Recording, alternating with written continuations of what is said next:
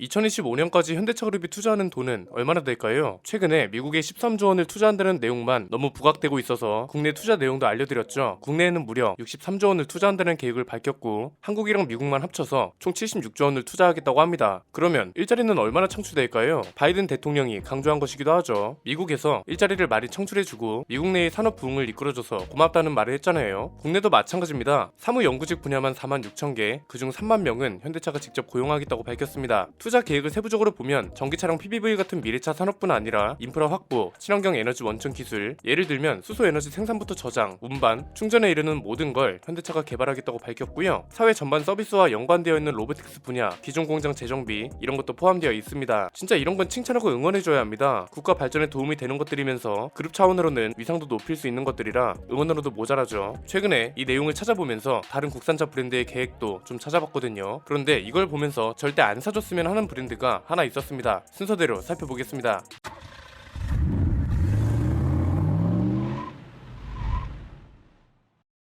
방금 전에 보신 것처럼 기업의 역할은 뭔가요? 소비자가 선택할 수 있는 다양한 제품을 꾸준히 출시하고 더 나아가서 사회적 발전, 국가적 발전, 국제적 위상 성장 이런 역할들이 있죠. 이런 게 순환 구조를 이루면서 개인의 삶도 꾸려 나갈 수 있는 거고 이런 개인의 경제 활동이 모여서 사회 전반이 성장이 되기도 합니다. 모든 기업이 이 역할을 수행할 수는 없습니다. 대기업 중에서도 이렇게 안 하는 곳들도 있고 모든 기업이 대기업은 아니니까요. 자동차에서만 놓고 볼까요? 자동차에서의 역할은 크게 두 가지라고 봅니다. 소비자들한테 좋은 서비스를 제공하면서 신차도 꾸준히 출시해주는 게 하나 있고요. 국내에서 일자리 창출을 하거나 경제적 활동을 장려하고 이끌면서 국가 산업이 발전할 수 있는 기반을 만들어주는 게 하나 있습니다. 사실 신차만 꾸준히 출시해줘도 정말 큰 역할을 하는 겁니다. 우리나라는 현대차그룹이라는 거대 기업이 본질입니다. 거대 기업이 본질이면 어떤 문제가 생기나요? 서비스 인프라 같은 게 압도적으로 많아진다는 장점 뒤에는 독점 구조가 자연스럽게 형성된다는 단점이 있고 이렇게 되면 서비스라 불리던 게 갑질이 되는 것도 한순간이거든요. 어떤 시장이든 경쟁 상대가 있어야 경쟁으로 인한 합리적인 가격과 서비스 향상이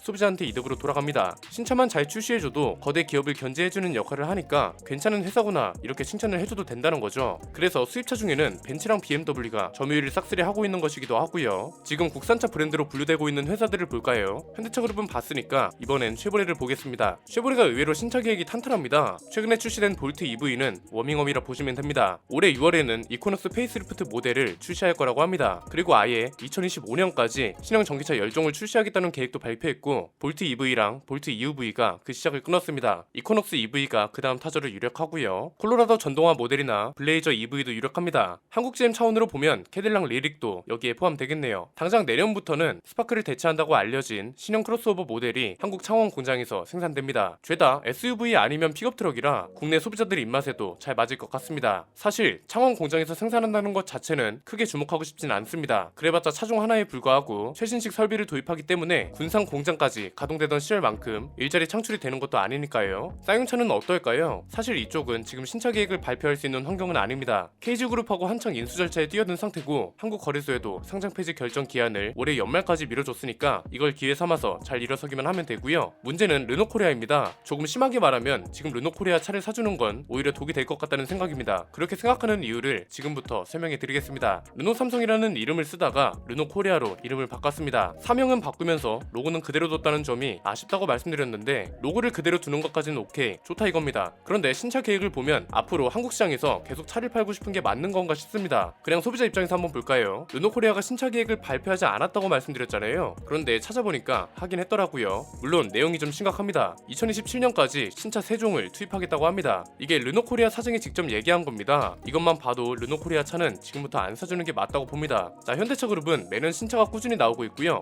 한국에서 장사할 생각이 없다고 욕먹던 쉐보레도 2025년까지 전기차만 10종을 출시할 거라고 합니다. 그 와중에 르노코리아는 2025년도 아닙니다. 2024년부터 2027년까지 겨우 3종을 출시하겠다는 겁니다. 이건 쉽게 말하면 그런 겁니다. 지금 SM6, QM6, XM3 이렇게 세 차종이 주력이죠. 그마저도 SM6는 판매량이 처참하고요. 그냥 지금이랑 똑같이 현상 유지하겠다는 말밖에 안 됩니다. 2024년부터라는 건 당장 올해부터 2년 동안 신차는 하나도 없다는 거고요. 이때까지 기존에 팔리고 있던 차들을 연식 변경하거나 페이스리프트 하는 걸로 방식으로 수명을 이어가겠다는 겁니다. 2024년이면 SM6가 처음 출시된 지 8년이 되는 해고 QM6도 마찬가지입니다. 이 말은 최근에 공개된 오스트랄도 국내에 출시할 생각이 없다는 거죠. 2024년이면 지리자동차랑 합작해서 만드는 전기차부터 출시하겠다는 거고 이걸 포함해서 겨우 3종만 출시하겠다는 겁니다. 물론 이렇게 생각하는 분들도 있을 겁니다. 야 그래도 얘네는 신차를 우리나라에서 연구하고 생산하고 판매한다고 하잖아. 미국에서 나가는 현대차나 공장 폐쇄하는 GM보다 훨씬 낫지. 뭐 이것도 맞습니다. 저도 최근에는 우리나라를 자동차 생산의 허브로 삼아주는 거라 고마운 일이다 이렇게 논평했거든요. 그런데 그 말 취소하겠습니다. 이걸 고마운 일이라고 얘기하려면 적어도 신차 계획이 뒷받침되어야 하는 겁니다. 바로 잡아야 할 건 현대차도 미국보다 국내에 훨씬 많이 투자한다는 거고요. 르노코리아가 부산 공장에서 신차를 생산한다는 계획은 한국 GM하고 다를 게 전혀 없다는 겁니다. 한국 GM도 군산 공장하고 부평 공장을 폐쇄하고 창원 공장에서 생산하던 다마스랑 라보도 단종된 상황입니다. 여기서 크로스오버 모델을 생산한다는 건데 생산 차종이 많은 것도 아닙니다. 하나만 생산합니다. 르노코리아도 똑같은 거 아닌가요? 부산 공장에서 생산하는 차가 2024년에 나올 신형 전기차 하나밖에 더 있나요? 이 와중에 쉐보레는 2025년까지 전기차만 10종을 투입한다고 하고요. 르노코리아는 2024년부터 2027년까지 겨우 3종이래요. 국내 공장 투자가 비슷한 수준이라면 신차라도 더 많이 출시해주는 브랜드가 더 좋은 거 아닌가요? 저는 이게 진짜 문제라고 생각하는 이유가 크게 3가지입니다. 첫 번째는 한국 시장을 전혀 중요하게 생각하지 않는다는 게 신차 계획을 통해 드러났다는 겁니다. 한국 GM의 전기차 투입 계획을 발표하면서 한 말이 한국 시장의 역할을 강화하겠다 였습니다. 이건 진심으로 한 말이 아닐 수도 있습니다. 그런데 소비자가 이 말을 들었을 때 1차적으로 느끼는 건 뭔가요? 아 그래도 GM이 한국 시장에서 장사할 생각이 있긴 하구나. 지금보다 더 많이 팔고 싶은가 보네. 이런 거죠. 심지어 전기차만 출시하는 게 아닙니다. 한국 GM이 연구개발 법인이 있죠. GM 테크니컬 센터 코리아요. 여기 인력을 당장 내년까지 2배로 늘릴 예정이라고 합니다. 그 와중에 르노코리아는 신차 계획도 부실하고 그렇다고 일자리 창출이나 국내 투자 관련 내용이 탄탄한 것도 아닙니다. 만약에 한국 시장을 진짜 중요하게 생각했다. 그러면 적어도 최근에 공개된 오스트라를 시작으로 최소 5종 이상은 국내에 출시한다고 했어야죠. 2027년이 아니라 2025년까지요. 아예 새로운 차가 필요한 것도 아닙니다. 지금 한국에 비어있는 시장이 얼마나 많은가요? 픽업 트럭 시장도 비어있지, 7인승 미니밴 시장도 비어있지, 소형 하이브리드 시장도 코나랑 니로가 전부입니다. 한국 시장 점유율을 높이고 싶었다면 알래스칸, 에스파스, 그리고 XM3 하이브리드도 진작에 도입했을 겁니다. 두 번째는 아직까지도 현실에 안주해 있다는 겁니다. 최근에 갑자기 이런 기사가 많이 나오더라고요. QM6의 LPG 모델 시승기인데 이건 결국 르노코리아가 한국 시장에 전혀 욕심이 없다는 걸 보여주는 겁니다. 르노코리아 수송연구원 팀장께서 이런 말씀을 하셨다고 합니다. 우리 QM6가 가장 먼저 LPG 모델을 시작했고 그 상품성은 수많은 고객들을 통해 입증됐다. 어느 후발주자가 나와도 경쟁력 있다. 이건데 저는 이거 제발 다시 생각해 주셨으면 좋겠습니다. 지금 이게 티볼리랑 똑같은 겁니다. 티볼리가 어떤 차인가요? 한국 소형 SUV 시장의 부흥을 이끈 정말 중요한 모델이거든요. 판매량도 압도적인 1등이었죠. 그런데 지금은 실패의 아이콘이 됐습니다. 이유는 간단합니다. 현실에 안주했거든요. 현대차랑 기아가 소형 SUV를 출시해도 티볼리는 영원할 거라 생각했던 건지는 모르겠습니다. 코나랑 스토닉을 시작으로 지금은 셀토스가 있습니다. 쉐보레는 트레일블레이저, 르노는 XM3를 출시했습니다. 티볼리만 여전히 변화가 없습니다. 기껏 해봐야 페이스리프트가 전부였습니다. 이러니까 상품성이 뒤처지고 소비자들 선택에서 멀어지면서 지금 상황에 이르게 된 거죠. 마찬가지입니다. QM6도 LPG 모델이 명성이 언제까지 유지될 것 같으세요? 사실 얼마 안 남았습니다. 당장 스포티지가 LPG 모델을 투입할 거라고 합니다. 스포티지는 풀체인지 모델이고요. 너비랑 휠베이스도 QM6보다 커졌습니다. 스포티지가 QM6 판매량을 흡수하는 게 그렇게 어려운 일일까요? 현대기아차도 LPG 엔진을 굉장히 오랫동안 만들었고요. 그냥 지금 QM6의 단점이라고 하는 것들 있잖아요. 편의사양 부족이라든가 인포테인먼트 시스템 활용성이라든가 부품값이라든가 에어컨 필터를 교체하기 어렵다거나 하는 것들, 이런 것들만 스포티지가 잡아도 QM6는 끝났다고 봐야 합니다. 지금 QM6 판매량 대부분이 LPG 모델입니다. LPG 모델이 죄다 빠진다고 생각해보세요. 쉐보레 점유율이 지금 2%대잖아요. 르노코리아는 1%대로 주저앉을 수도 있다는 겁니다. 쉐보레는 전기차만 10종을 출시하면서 점유율 상승의 기회가 있는데 르노코리아는 그마저도 없습니다. 세 번째는 그래서 르노코리아는 결국 신차뿐만 아니라 서비스 개선의 의지도 전혀 없다고 해석할 수 있다는 거죠. 르노코리아, 쌍용차, 쉐보레 이 세 브랜드의 문제점 중 하나가 서비스 센터이기도 하거든요. 접근성이 뛰어난 것도 아니고 그렇다고 부품값이 저렴한 것도 아니고 서비스가 뛰어난 것도 아닙니다. 이런 건 차주들이 실제로 차를 타면서 경험하고 돈을 지불하는 일종의 상품이라 재구매를 하고도 연관성이 깊습니다. 신차 계획이라도 많으면 모르겠습니다. 신차 계획도 부실하다는 건 앞으로 판매량이 계속 줄어들 거라는 소리고요. 판매량이 줄어든다는 건 부품 수요나 서비스 센터 수요도 줄어든다는 거죠. 이건 결국 앞으로 이런 문제들이 개선될 여지가 없을 뿐만 아니라 당장 서비스 센터 숫자가 줄어도 할 말이 없는 거고, 부품 수요가 줄어들면 부품 공급도 줄어들고, 공급이 줄어들면 수급도 원활하지 못하니까 수리 기간도 늘어나고 가격도 비싸질 수밖에 없습니다. 그래서 계속 냉정하게 말씀드리는 겁니다. 르노코리아는 지금 절실함을 느껴야 한다고 봅니다. 쉐보레도 점유율이 2%까지 떨어지니까 트래버스의 타오부터 시작해서 신차 계획을 적극적으로 어필하고 있습니다. 르노코리아도 그런 게 좀 좀 필요해 보입니다. 지금 어떤 느낌이냐면요, 쌍용차가 티볼리 신화에 빠져있을 때랑 똑같거든요. 제발 QM6 가스 신화에서 벗어났으면 좋겠고요. 지금 당장 국내에 도입할 수 있는 차가 없는 것도 아니고 2027년까지 신차 세종이라는 발표는 진짜 안 하는 게 훨씬 좋았을 것 같습니다. GM도 그룹 차원으로 보면 한국은 그렇게 큰 시장이 아닙니다. 사실 먼지 수준입니다. 그런데 GM은 르노그룹보다 규모가 훨씬 큽니다. 그럼에도 신경 써주는 브랜드와 그렇지 못한 브랜드는 신차 계획만 봐도 너무 명확하게 나뉘는 것 같네요. 오늘 내용은 여기까지입니다. 저는 김승현 안PD의 스포일러 안PD였습니다. 감사합니다.